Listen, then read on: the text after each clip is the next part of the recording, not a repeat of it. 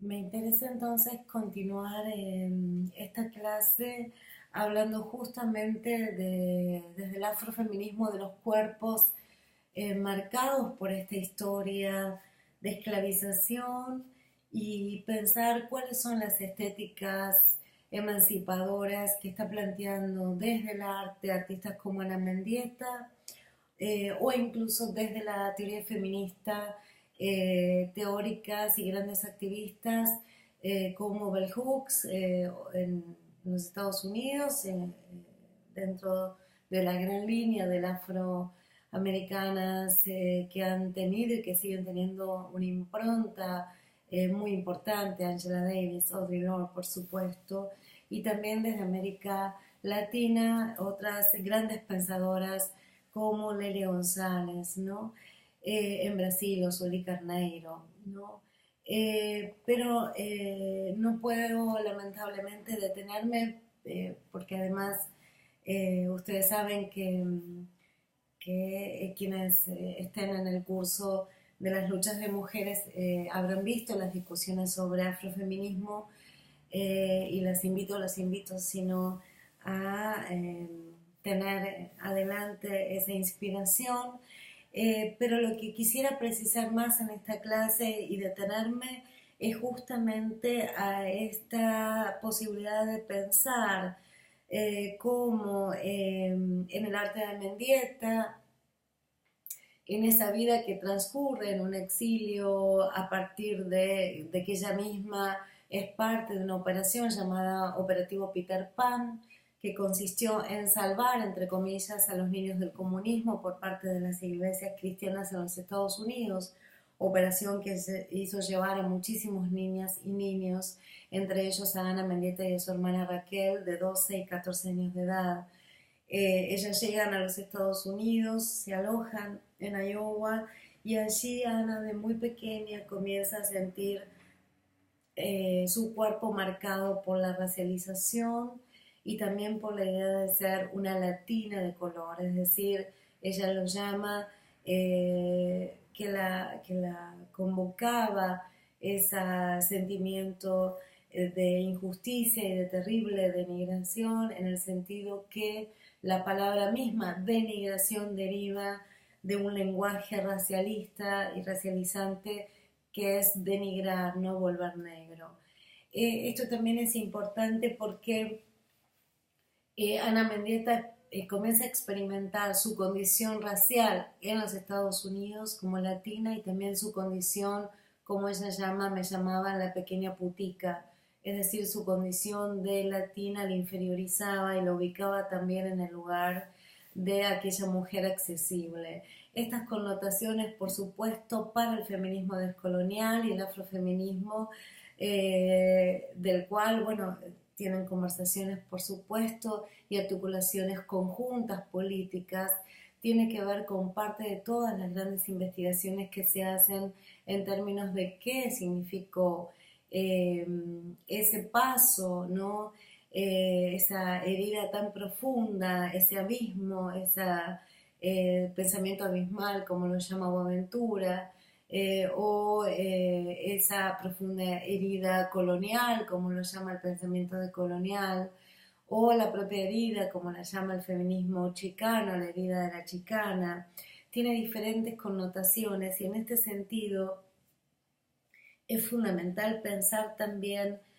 cuáles han sido estas experiencias traumáticas para las mujeres cuyos cuerpos van a ser marcados por lo que Fanon también llamó la hipersexualización. Fanon derivaba esa idea de cuerpos negros hipersexualizados, ya sea para los varones como para las mujeres, ubicándonos en esa línea, en esa zona en el cual los atributos no del imaginario colonialista van a ser justamente, van a permanecer, ¿no? Lo que hoy llamamos la colonialidad, que tiene que ver con exigir no solo políticas reparatorias, sino ennegrecer el feminismo en los términos de Sueli Carneiro, sino también una política afirmativa y una política de agenciamiento sexual para las propias mujeres negras, desde ellas mismas, experimentar esa transformación en el escaneo, en la visualización racial de los códigos que interpreta el varón blanco heterosexual respecto de esa mujer negra, ¿no? Aquí nuevamente lo que encontramos también, y me parece interesante, es también una omisión muy fuerte en la historia, es decir, grandes luchas del presente tienen, por supuesto, una memoria, una genealogía histórica que remite a quienes han sido olvidadas, como Harriet Tubman, por ejemplo, nacida en 1820 y fallecida en 1903, una mujer esclava fugitiva, abolicionista que salvó a más de 300 hombres de la esclavitud. Como describe la combativa del río Combahee, que ha sido una declaración feminista que ha realizado esta colectiva por los años de 1977 y que se encuentra en ese gran libro, Esta puente en mi espalda, Voces de mujeres tercermundistas en los Estados Unidos. Y también aquella gran esclava que ha sabido interponer su voz en los tribunales, ¿no? Fundamentalmente, que es Sojourner Truth. La propia Sojourner Truth, residente de La Verdad, de su apellido, nació en esclavitud en el año 1797 y se convierte luego en la primera mujer negra en ganar un juicio contra un hombre blanco por las ventas de uno de sus hijos, ¿no? Truth había sido una de las 12 hijas nacidas de James y Elizabeth Brown Free en la ciudad de Nueva York, y su padre fue un esclavo capturado en Ghana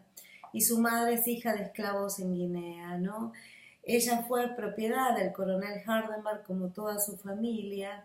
y luego comienza un proceso de emancipación del año 1827, por medio del cual además ella sufre la negación de emanciparla del propietario y entonces se fuga hacia la libertad, ¿no? En esa historia que la toma Bell Hooks, ¿no?, como propia, la narrativa de esa verdad de la esclava norte, que luego va a ser escrita por Williams Garrison, que escribe en el prefacio de ese libro y que ella le dicta sus recuerdos a su amigo Olive Gilbert ese mismo año. Entonces, Sojourner va a hablar en la primera Convención Nacional de Derechos de la Mujer en Massachusetts y pronto va a comenzar a viajar para dar conferencias sobre abolicionismo, ¿sí? Y su valiente discurso, I'm a Woman, o No soy acaso una mujer, va a ser pronunciado en 1851 en la Convención de los Derechos de la Mujer de Ohio, y decía justamente algo tan importante como ustedes hablan de esa cosa en la cabeza, y acaso yo no soy una mujer, ¿cómo es que lo dicen? Eso es intelecto. ¿Qué tiene que ver eso con los derechos de las mujeres o de los negros? Si mi copa no tiene espacio más que para una pinta y la suya para un cuarto de galón, no es feo por su parte no dejar tener mi pequeña medida media llena. Pero sobre todo, ¿no? Esa parte que ella interpela fuertemente, ¿sí? Y les dice, ¿y acaso no soy una mujer? Miradme, mirad mi brazo, he arado y plantado y cosechado, y ningún hombre ha podido superarme. ¿Y acaso no he sido yo, no soy una mujer? Esta interpelación es tan fuerte y caló tan hondo en el movimiento afrofeminista que permite pensar entonces en que parte de esa causa, y que ella muere sin ver realmente la causa de la liberación lograda,